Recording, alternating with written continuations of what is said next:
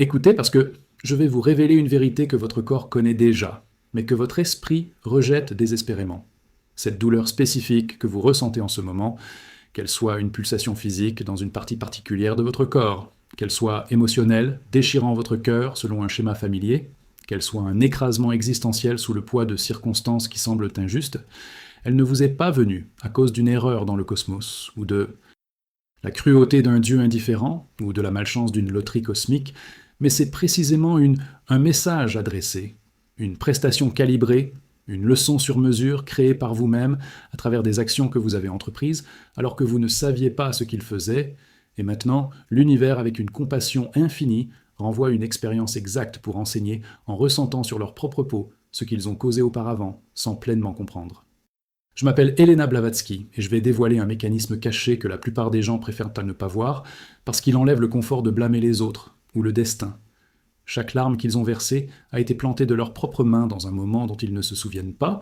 Chaque trahison qu'ils subissent est un écho de la confiance qu'ils ont rompue lorsqu'ils étaient l'auteur du crime plutôt que la victime.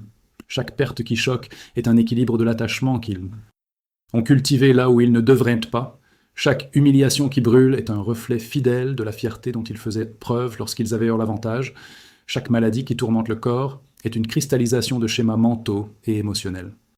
Qu'ils se sont nourris assez longtemps pour devenir matière dense. Et tout cela opère selon une loi absolument impartiale, qui ne connaît ni exception ni favori, mais exécute seulement une équation simple avec une précision mathématique. Ce que vous avez fait aux autres vous revient. Ce que vous avez semé, vous le récoltez. Ce que vous avez envoyé au monde vous revient multiplié.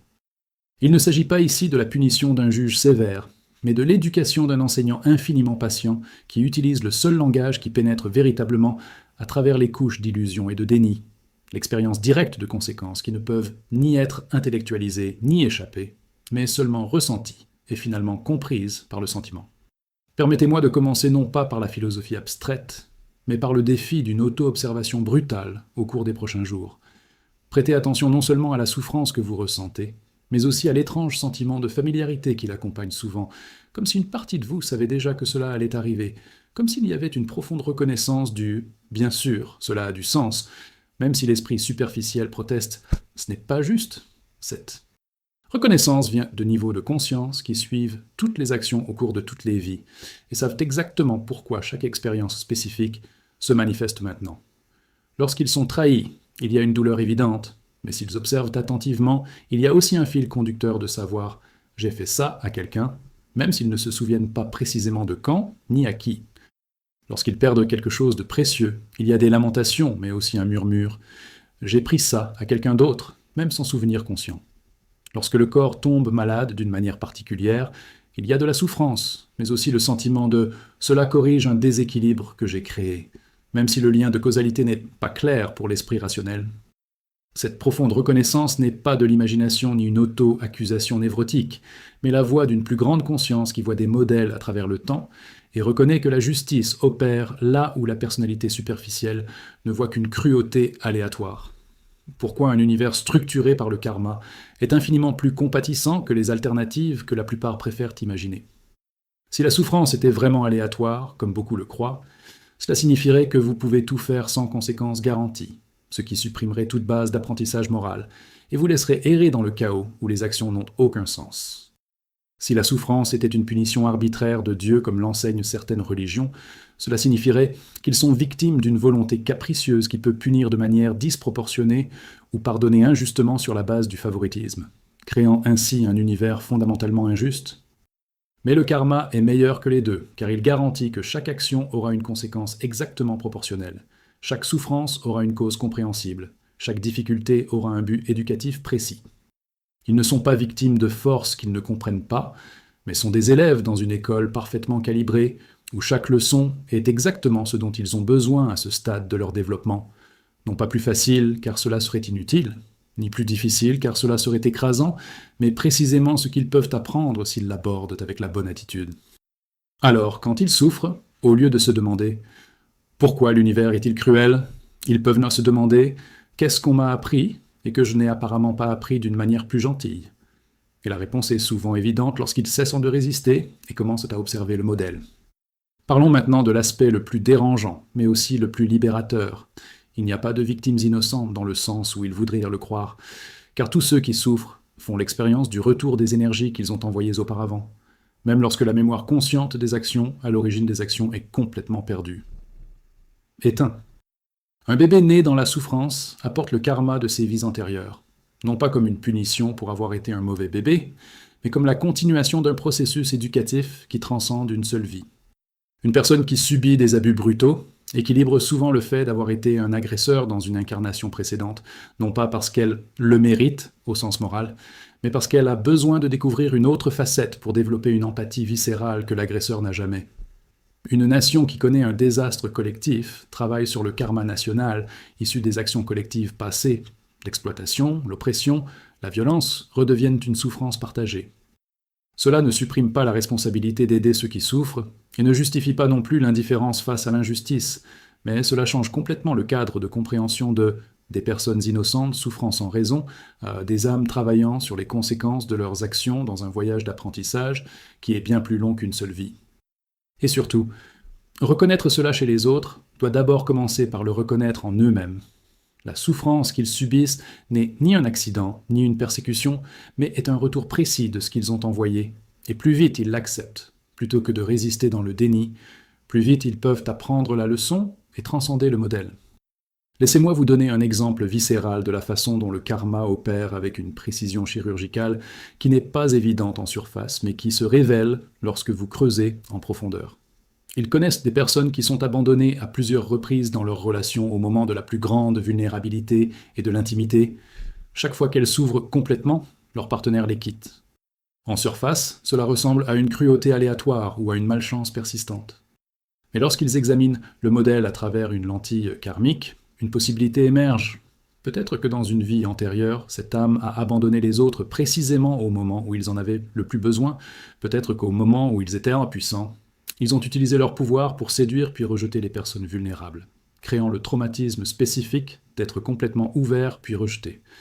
Désormais, dans la vie actuelle, le karma revient non pas comme une punition arbitraire, mais comme une éducation par la réciprocité. Ils expérimentent exactement ce qu'ils ont causé jusqu'à ce qu'ils comprennent viscéralement, à travers leur propre douleur, ce qu'ils ont infligé aux autres sans comprendre. Et lorsqu'une leçon est véritablement apprise, lorsqu'ils développent véritablement la compassion et l'engagement qui leur faisaient défaut auparavant, le schéma cesse de se répéter parce que la fonction éducative est remplie. Mais s'ils réagissent avec amertume et en faisant le vœu de ne plus jamais s'ouvrir, ils créent un nouveau karma de fermeture qui se manifestera par une solitude plus tard dans la vie. La manière dont ils réagissent à la souffrance est donc aussi importante que la souffrance elle-même, car la réponse crée la prochaine vague de causes. À propos du moment précis où le karma mûrit et pourquoi certaines souffrances se manifestent à des moments précis, plutôt que de manière aléatoire tout au long de la vie. La loi karmique n'agit pas aveuglément, mais avec une intelligence qui prend en compte la volonté de la conscience d'apprendre une leçon spécifique. Le karma peut attendre des décennies ou des vies jusqu'à ce que les conditions soient réunies, jusqu'à ce qu'ils aient assez de force pour endurer sans s'effondrer complètement, jusqu'à ce que le contexte approprié soit établi pour que la leçon soit claire, jusqu'à ce que les bonnes personnes soient présentes pour faciliter l'apprentissage. Par conséquent, lorsqu'une souffrance soudaine fait irruption dans une vie par ailleurs stable, il ne s'agit pas d'une cruauté aléatoire, mais plutôt du fait que l'horloge karmique a déterminé que le moment est venu de travailler sur ce modèle spécifique. Et inversement, l'absence de souffrance dans un certain domaine ne signifie pas nécessairement qu'il n'y a pas de karma à cet endroit, mais cela peut signifier que le karma est encore immature ou que suffisamment de leçons ont été apprises dans des vies antérieures pour ne pas avoir besoin d'être répétées. Par conséquent, l'observation du timing peut révéler beaucoup de choses sur ce que l'univers essaie d'enseigner. De multiples difficultés similaires se succédant rapidement indiquent généralement un modèle important qui nécessite une attention urgente, tandis que des souffrances espacées peuvent être un travail progressif sur des problèmes plus petits. Parlons maintenant de la distinction cruciale sur laquelle la plupart des gens se trompent catastrophiquement. La différence entre accepter la souffrance comme du karma et utiliser le karma comme excuse pour la passivité ou pour éviter d'aider les autres. Lorsqu'ils voient quelqu'un souffrir et pensent « c'est leur karma, donc je ne devrais pas intervenir car ils éviteraient la leçon », ils déforment complètement l'enseignement. La réalité est que s'ils ont été placés dans une position pour pouvoir aider, c'est aussi du karma. Leur karma d'avoir besoin d'aide et votre karma d'avoir l'opportunité de développer de la compassion en servant. Par conséquent, aider n'interfère pas avec leur karma. mais accomplit son propre karma. Et la manière dont ils aident compte énormément. S'ils aident d'une manière qui crée une dépendance ou leur permet d'éviter d'affronter les causes, ils peuvent mal se mettre en travers de leur chemin. Mais s'ils aident tout en soulignant la nécessité de comprendre les modèles et d'apporter de réels changements, ils servent le but supérieur de la loi karmique, qui est l'évolution par l'apprentissage conscient. Et accepter sa propre souffrance comme un karma ne signifie pas une résignation passive. Mais cela signifie une reconnaissance active. Cela a des causes, donc cela a un sens. Donc je peux apprendre, au lieu de simplement souffrir bêtement. Et ce changement de cadre de victime à élève transforme complètement l'expérience. Sur le rôle absolument central du pardon dans la rupture des cycles karmiques qui autrement se perpétueraient à travers les âges. Lorsque quelqu'un leur fait du mal et qu'ils ressentent du ressentiment, ils souffrent non seulement émotionnellement dans le présent, mais créent un karma qui les piégera en tant qu'auteurs dans des incarnations futures où ils se reverront jusqu'à ce qu'une résolution soit trouvée. Le cycle peut continuer indéfiniment. Il vous blesse, vous ripostez avec colère, il riposte, à travers de multiples vies alternant les rôles de victime et d'agresseur, mais toujours enfermés dans une danse de représailles mutuelles. La seule façon de briser cette situation est un véritable pardon qui ne vient pas du fait de nier que vous avez été blessé, ni de la justification de votre action, mais d'une profonde compréhension que la personne agissant de manière destructrice agissait par ignorance, tout comme vous avez agi lorsque vous avez blessé autrui dans des vies antérieures. Ce pardon n'est pas une faiblesse qui permet aux abus de continuer, mais une force qui vous libère du poison de la haine, tout en établissant des limites appropriées pour vous protéger des dommages futurs. Et surtout, ils doivent souvent se pardonner d'abord d'avoir créé un karma qui s'est manifesté par une souffrance présente, à travers des actions dans des vies dont ils ne se souviennent pas. L'autocondamnation continue maintient le modèle actif, tandis que le pardon de soi basé sur la compréhension qu'ils ont agi dans l'ignorance permet d'avancer. Permettez-moi d'aborder la question qui hante tous ceux qui considèrent sérieusement le karma. Si les bébés et les jeunes enfants souffrent, comment cela peut-il être du karma s'ils n'ont rien fait dans cette vie pour le mériter ? Cette question n'a de sens que si vous supposez que la vie actuelle est tout ce qui existe, mais lorsque vous reconnaissez plusieurs vies, le tableau change complètement. Un bébé n'est pas une page vierge, mais une vieille âme, apportant le karma d'innombrables incarnations précédentes, et la souffrance vécue depuis la naissance ou l'enfance est la maturation de causes implantées dans des vies, dont la personnalité actuelle ne se souvient pas. Cela peut sembler cruel si l'on considère la perspective d'une seule vie, mais c'est parfaitement juste si l'on considère la continuité à travers les vies. De plus, la souffrance des enfants sert souvent plusieurs objectifs simultanément. Non seulement résoudre son propre karma, mais aussi créer des opportunités pour les parents et les autres autour d'eux de développer la compassion, la patience et le service désintéressé. Par conséquent, une vie de souffrance peut servir l'évolution de plusieurs âmes en même temps. Cela ne rend pas la souffrance moins réelle ou douloureuse, mais cela ajoute des couches de sens qui la transforment complètement d'une tragédie insensée en un processus éducatif complexe où de multiples apprentissages se produisent simultanément. Sur la façon dont ils peuvent commencer à travailler consciemment avec leur propre karma, au lieu de simplement être entraînés inconsciemment par celui-ci. La première étape consiste à identifier des schémas récurrents dans la vie, où le même type de souffrance ou de défi apparaît de manière répétée dans différents contextes. Peut-être qu'ils sont toujours trompés dans leurs relations intimes, peut-être qu'ils ont toujours des difficultés avec l'argent, peu importe combien ils gagnent, peut-être qu'ils ont toujours des conflits avec les autorités, peut-être qu'ils se sentent toujours invisibles ou méconnus. Ces schémas récurrents sont des signes clairs d'un karma non résolu sur lequel on essaie de travailler. La deuxième étape consiste à enquêter honnêtement sur le rôle qu'ils jouent dans la perpétuation du modèle, non pas pour vous blâmer, mais pour voir où il y a place au changement. S'ils sont toujours trahis, existe-t-il une tendance à choisir des personnes peu fiables ou à tester leur loyauté de manière à créer une prophétie auto-réalisatrice ? S'ils ont toujours des difficultés financières, existe-t-il des schémas de sabotage ou des croyances limitantes à l'égard de l'argent qui maintiennent la pauvreté active ? La troisième étape consiste à apporter des changements conscients non seulement dans le comportement externe, mais aussi dans la conscience interne. Pendant développant les qualités que le modèle essaie d'enseigner plutôt que d'essayer simplement d'éviter la souffrance en surface. Si le schéma concerne la trahison, développer le discernement et des limites saines. S'il s'agit d'argent, transformer la relation en valeur et en mérite. Et la quatrième étape cruciale est lorsque le modèle émerge la prochaine fois, réagissez différemment plutôt que de réagir automatiquement selon les anciennes méthodes qui perpétuent le cycle. C'est là que le caoutchouc rencontre la route, et où un nouveau karma est créé qui finira par remplacer l'ancien karma. Parlons maintenant des gradations du karma et du fait que toutes les souffrances ne sont pas également lourdes ou significatives. Il existe un lourd karma résultant d'actions extrêmement destructrices, violence, trahison massive, exploitation cruelle, qui crée une souffrance profonde et durable à mesure qu'elle mûrit. Il existe un karma moyen d'action modérément nuisible, égoïsme occasionnel, paroles dures, négligence des responsabilités, qui crée des difficultés modérées. Et il existe un léger karma de petites erreurs et d'ignorance qui crée des inconvénients mineurs. Ainsi, lorsqu'il souffre, l'intensité et la durée de la souffrance donnent une idée du poids du karma sur lequel on travaille. Une douleur aiguë mais temporaire peut être un karma léger, rapidement résolu. Une souffrance chronique et profonde suggère un karma lourd, nécessitant un travail important. Et surtout, ils peuvent accélérer la résolution de n'importe quel niveau de karma en travaillant consciemment sur les leçons qu'il offre, plutôt que de simplement les endurer passivement, lorsqu'ils développent des qualités que le karma était censé enseigner par une pratique intentionnelle. Ils brûlent le karma plus rapidement que s'ils attendaient simplement qu'il se résolve par une souffrance prolongée. C'est pourquoi des pratiques spirituelles intensives peuvent le transformer en années, ce qui prendrait autrement une vie. Non pas parce qu'elles trompent la loi karmique, mais parce qu'elles remplissent plus efficacement le but éducatif du karma. À propos de la relation entre la souffrance physique spécifique et les schémas mentaux, émotionnels, qui sont souvent des causes plus profondes que ne le suggèrent les manifestations corporelles. Le corps n'est pas séparé de l'esprit et des émotions, mais est une expression dense de schémas qui opèrent à des niveaux plus subtils. Par conséquent, la maladie physique est souvent une cristallisation de déséquilibres, qui ont commencé par des pensées et des sentiments chroniques. La colère réprimée peut se manifester par des problèmes de foie ou une hypertension artérielle. La peur chronique peut créer des problèmes digestifs ou immunitaires. Une tristesse non traitée peut s'installer dans les poumons ou créer une dépression qui finit par affecter le corps. Des modèles de contrôle rigides peuvent même se manifester par de l'arthrite ou des problèmes de dos.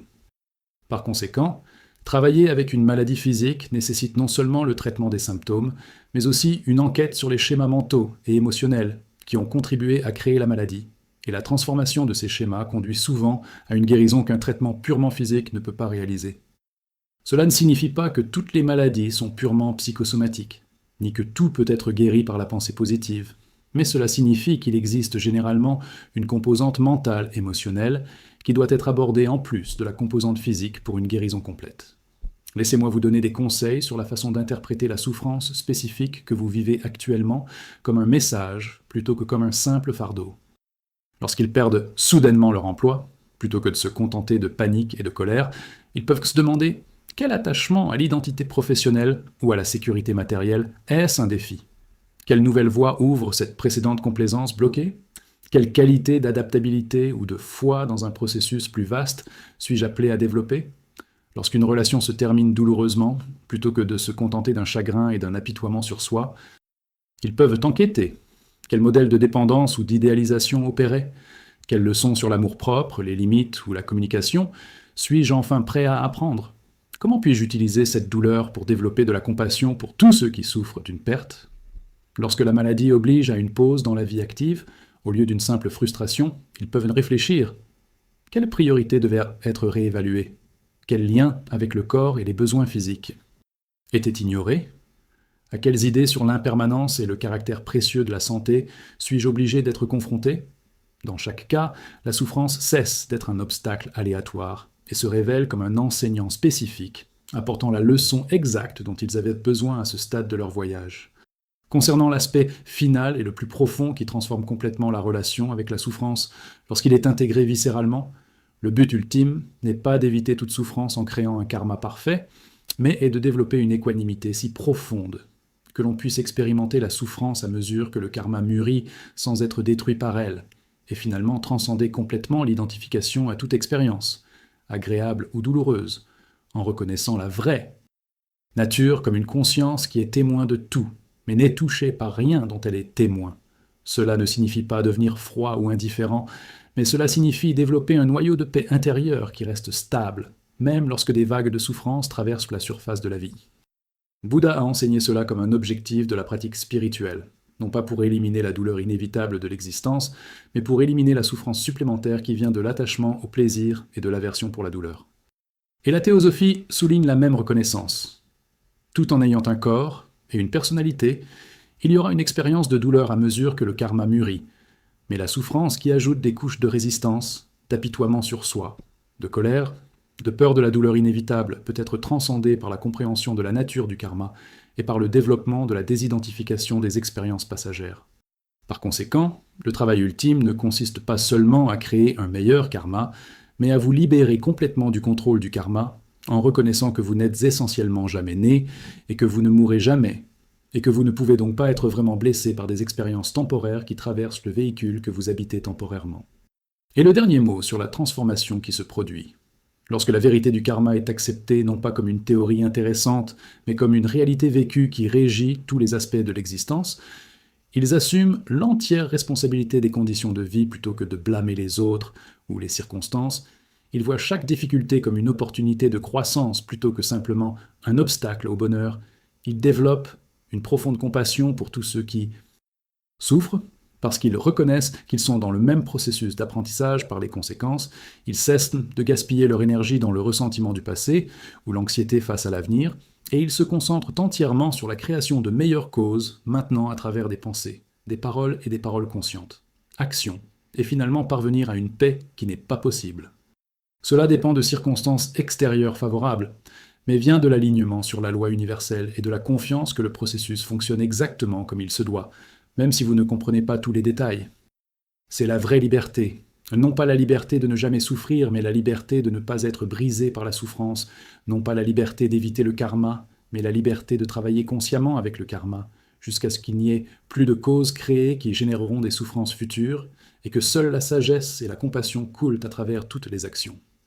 Puissent-ils avoir le courage d'examiner honnêtement les modèles de souffrance dans leur propre vie et de reconnaître qu'ils ne sont pas des accidents mais sont des enseignants précis, qui peuvent avoir l'humilité d'accepter qu'ils ont créé cela par des actions dont ils ne se souviennent pas plutôt que de blâmer des forces extérieures, qui peuvent avoir la sagesse d'apprendre les leçons que la souffrance apporte plutôt que de simplement l'endurer stupidement ou de la fuir de manière compulsive, et qui peuvent avoir de la compassion à la fois pour eux-mêmes et pour tous les autres, qui font également face aux conséquences de leurs actions, sur un voyage d'évolution beaucoup plus long et plus complexe que ce qu'un esprit limité peut comprendre.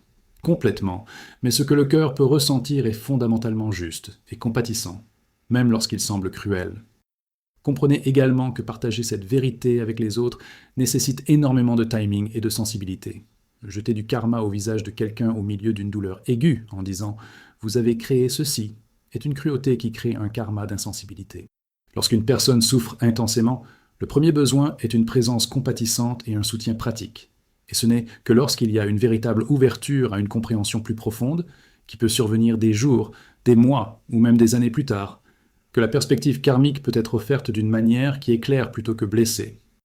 Et même dans ce cas, cela doit être présenté non pas comme un jugement d'échec moral, mais comme une reconnaissance du processus éducatif en cours, en soulignant que chacun, sans exception, travaille à travers le karma dans différents domaines, et que la souffrance est une partie universelle du parcours d'apprentissage, et non le signe d'être pire ou plus coupable que les autres. La distinction est entre utiliser le karma pour renforcer la compréhension et l'utiliser pour juger et prendre de la distance, et ce n'est qu'en premier lieu que cela est compatible avec la compassion, qui doit toujours accompagner tout véritable enseignement spirituel, sur l'importance de ne pas tomber dans l'extrême opposé qui consiste à utiliser le karma comme excuse pour éviter toute action ou toute responsabilité dans le présent. Certains, après avoir compris que la souffrance actuelle est le karma d'actions passées, peuvent penser « alors ce que je fais maintenant n'a pas d'importance parce que l'avenir est déjà déterminé par le passé ». Il s'agit d'un malentendu catastrophique qui renverse complètement la logique karmique. La réalité est que, même si les circonstances générales sont déterminées par le karma passé, chaque instant présent est une opportunité de créer un nouveau karma à travers la façon dont ils pensent, parlent et agissent maintenant. Et ce nouveau karma sera aussi réel et conséquent que l'ancien karma dont ils font l'expérience. Par conséquent, il y a simultanément acceptation du fait qu'ils ne peuvent pas changer les faits selon lesquels certaines choses se sont déjà produites en raison de causes anciennes, et l'entière responsabilité de créer de nouvelles causes à travers des choix présents qui détermineront les circonstances futures. Ce paradoxe d'accepter le passé tout en créant l'avenir est une tension créatrice au cœur d'une pratique spirituelle mature qui ne s'effondre pas dans le fatalisme, ni ne se gonfle dans l'illusion d'un contrôle absolu, mais maintient un sage équilibre entre les deux. Et reconnaissez qu'il reste toujours un mystère résiduel qui transcende toute explication complète. Pourquoi certaines âmes ont-elles accumulé un karma beaucoup plus lourd que d'autres? Pourquoi la souffrance de certains semble-t-elle si grave par rapport aux transgressions qu'ils peuvent imaginer? Comment exactement le libre arbitre limité interagit-il avec le déterminisme karmique à un niveau métaphysique profond? Ce sont des questions où l'humilité est de mise, car elles transcendent la capacité de la raison humaine ordinaire à atteindre une certitude totale. Des sages encore plus avancés admettent que certains aspects du fonctionnement karmique restent en partie mystérieux. Mais cela n'invalide pas une compréhension de base qui est accessible et extrêmement utile.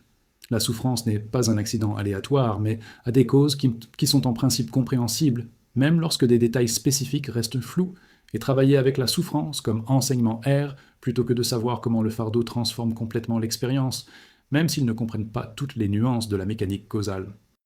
Ils peuvent donc embrasser à la fois les connaissances qu'ils possèdent et le mystère qui demeure, en utilisant le premier pour guider la pratique, et en acceptant le second avec l'humilité appropriée. À propos de la pratique concrète finale et la plus puissante, chaque fois que la souffrance apparaît, faites une pause consciemment avant de réagir automatiquement par de la résistance ou de l'apitoiement sur vous-même, et posez 3 questions. Premièrement, quel modèle cela représente-t-il, et où d'autres dans la ou les vies, ce modèle a-t-il fonctionné? Reliez l'expérience actuelle à un modèle plus large.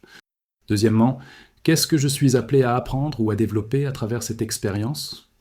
Identifiez une leçon spécifique. Troisièmement, comment puis-je réagir d'une manière qui crée un karma positif plutôt que négatif? Choisir une réponse consciente. Ces 3 questions transforment la souffrance passive en apprentissage actif et créent la possibilité de briser les schémas karmiques plutôt que de les perpétuer.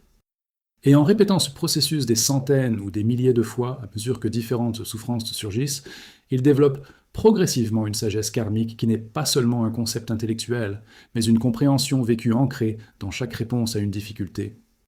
La synthèse finale est donc la suivante. La souffrance qu'ils éprouvent n'est pas un accident ou une cruauté, mais est un retour précis des énergies qu'ils envoyaient précédemment, chaque douleur étant un professeur spécifique apportant la leçon dont ils ont besoin pour poursuivre leur évolution, le timing de manifestation étant exactement quand ils sont prêts à apprendre bien que rarement quand ils le souhaiteraient.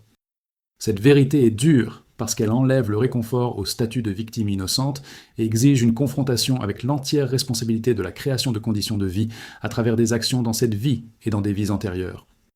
Mais c'est finalement libérateur parce que cela signifie que vous n'êtes pas des victimes impuissantes de forces capricieuses, mais que vous êtes les créateurs de votre propre destin à travers chaque pensée, parole et action choisies à chaque instant, et que l'avenir est complètement ouvert pour être façonné par la sagesse appliquée maintenant, même si le passé est figé. L'univers régi par le karma est parfaitement juste, même lorsqu'il semble cruel, infiniment éducatif, même lorsque la douleur est aiguë, et fondamentalement compatissant dans l'utilisation de l'expérience directe comme enseignant le plus efficace possible. Il n'y a aucun moyen d'échapper à la récolte de ce que vous avez semé, mais vous avez la liberté totale de planter de nouvelles graines qui créeront une récolte radicalement différente dans les saisons futures de cette vie et des vies à venir. Et le but ultime n'est pas d'éviter toute souffrance par une perfection impossible, mais de développer une sagesse qui agit en harmonie avec la loi universelle, en éliminant la création d'un nouveau karma destructeur, et une équanimité qui reste centrée même lorsque l'ancien karma mûrit en expériences difficiles, jusqu'à ce que vous soyez complètement libre, non pas parce que rien de difficile ne se produit, mais parce que rien de ce qui arrive ne peut toucher la paix profonde que vous avez, découverte comme la véritable essence au-delà de toutes les expériences transitoires. Puissent-ils utiliser chaque instant de souffrance comme un portail vers cette sagesse plutôt que comme un simple fardeau à porter, transformant le plomb de la douleur en or de compréhension qui éclaire le chemin non seulement pour eux-mêmes, mais pour tous ceux qui les regardent naviguer dans les difficultés, avec une grâce née de la profonde reconnaissance que tout a un sens, que tout a un but, et que tout les conduit inévitablement vers la libération, qui est le destin garanti de chaque âme qui persiste dans le voyage, à travers autant de vies que nécessaire, jusqu'à ce que la dernière leçon soit apprise et que la dernière cause se dissolve dans la sagesse parfaite. Et un rappel ultime de la raison pour laquelle accepter la responsabilité karmique de la souffrance n'est pas du masochisme spirituel ou une auto-accusation toxique, mais est précisément le contraire. C'est une reconnaissance habilitante que si vous avez créé des conditions à travers des actions passées, alors vous avez le pouvoir de créer des conditions différentes à travers des actions présentes et futures, plutôt que d'être des victimes permanentes de forces sur lesquelles vous n'avez Aucune influence. La victime n'a aucun pouvoir pour changer la situation et ne peut qu'espérer un salut extérieur ou se résigner à une souffrance perpétuelle. Mais le Créateur, même lorsqu'il a créé inconsciemment par ignorance, a le pouvoir de créer différemment une fois que l'ignorance est remplacée par la compréhension. Ainsi, lorsqu'ils disent « j'ai créé cela grâce au karma », ce n'est pas un aveu défaitiste, mais c'est une reconnaissance puissante. Si je l'ai créé, je peux le créer différemment. Et en commençant dès maintenant par la façon dont je réagis à cette situation, je sème les graines d'expériences futures radicalement transformées. C'est la différence entre se sentir piégé par le passé et se sentir libre de créer l'avenir. Et la différence réside dans la compréhension du mécanisme du karma, non pas comme une prison, mais comme un système de rétroaction parfaitement calibré, qui montre exactement où le changement est nécessaire et garantit que le changement, lorsqu'il est véritablement effectué, aura les résultats correspondants. L'univers n'est pas un adversaire travaillant contre vous, ni un sauveur travaillant pour vous. C'est un miroir parfaitement neutre, reflétant exactement ce que vous projetez. Et lorsque vous comprenez cela profondément, vous assumez l'entière responsabilité, non pas comme un fardeau, mais comme le pouvoir ultime d'être les architectes conscients de votre propre destin, dans les paramètres établis par les actions passées, que vous transcendez maintenant à travers une sagesse appliquée de manière cohérente, instant après instant, jusqu'à ce que les anciens modèles soient complètement remplacés par de nouveaux alignés sur l'harmonie universelle. Alors, la prochaine fois que la douleur physique déchire le corps, lorsque la trahison émotionnelle entame profondément la confiance, lorsque la perte matérielle supprime ce que vous pensiez définir la sécurité, lorsque l'humiliation sociale révèle la vulnérabilité que vous avez essayé de cacher, arrêtez de vous demander « Pourquoi cela m'arrive-t-il ?» comme s'ils étaient des victimes innocentes d'un cosmos injuste, et commencent à se demander « Qu'est-ce que cela m'apprend ?» En tant qu'étudiants dévoués dans une école parfaitement calibrée où chaque leçon est exactement ce dont ils ont besoin, même si ce n'est certainement pas ce qu'ils voulaient, et à travers ce changement simple mais profond de cadre de victime à apprenant, ils transforment le fil d'une souffrance apparemment insensée en or de sagesse qui illumine non seulement leur propre chemin, mais aussi celui de tous ceux qui sont témoins de la façon dont ils naviguent dans les difficultés, avec une grâce née d'une profonde compréhension que rien n'est un accident, que tout a des causes, et que par conséquent tout peut être résolu consciemment jusqu'à ce qu'ils soient libres, non pas parce que la vie devient facile, mais parce qu'ils ont développé une conscience intérieure, une force qui reste inébranlable, peu importe les vagues de karma qui font remonter à la surface de l'existence temporaire.